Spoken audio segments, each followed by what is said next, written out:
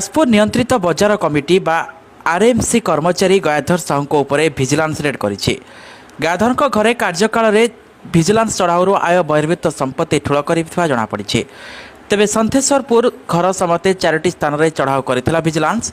यह चढ़ाऊ समय 8,774 टंका नगद, सुना 53 ग्राम, 3टी कोठा घर और 4 लाख ऊर्ध्व टंका मूल्यर आसबाबपत्र, 11 लाख टंका मूल्यर जीवन बीमा बॉन्ड आदि अनेक जिनिस को जबत कर आरएमसी ऑफिस रे चढ़ाऊ समय आरएमसी कर्तृपक्ष भिजिलांस विभाग को संपूर्ण सहयोग करथिले।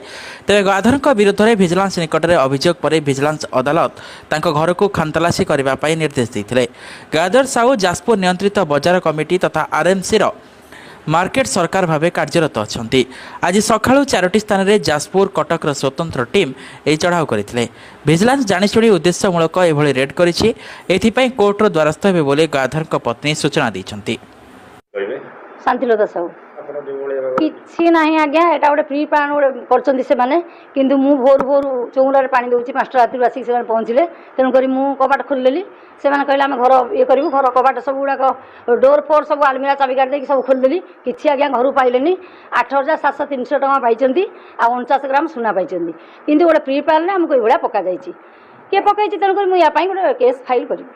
हार्ट पेसेंट आज गोटे भाभी से चलिए जाते मैंने वेट कले डाकतु से कहले कौन कहले भिजिलेंस स्टाफ से भी पानी पीले पड़गले मोर जन पुतुरा नहीं आस कि ना मुझे भर मु केस करी क्या ना मुझे बुझी मुझे डिसीजन नहीं पानी जेहतु मोटे हारासमेंट होगी बर्तमान किसी नुह जेहतु आपण मैंने आसनी से जहाँ देवे डॉक्यूमेंट जहाँ देवे आपन से करेंगे।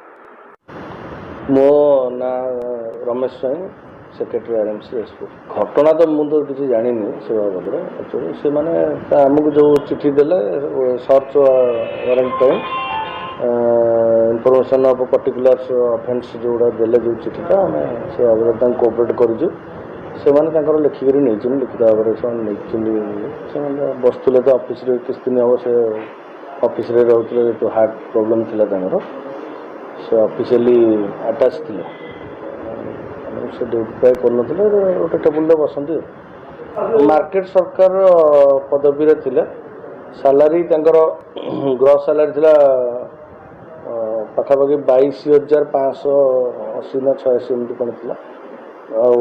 नेट सालारी से ड्र करते 19,900।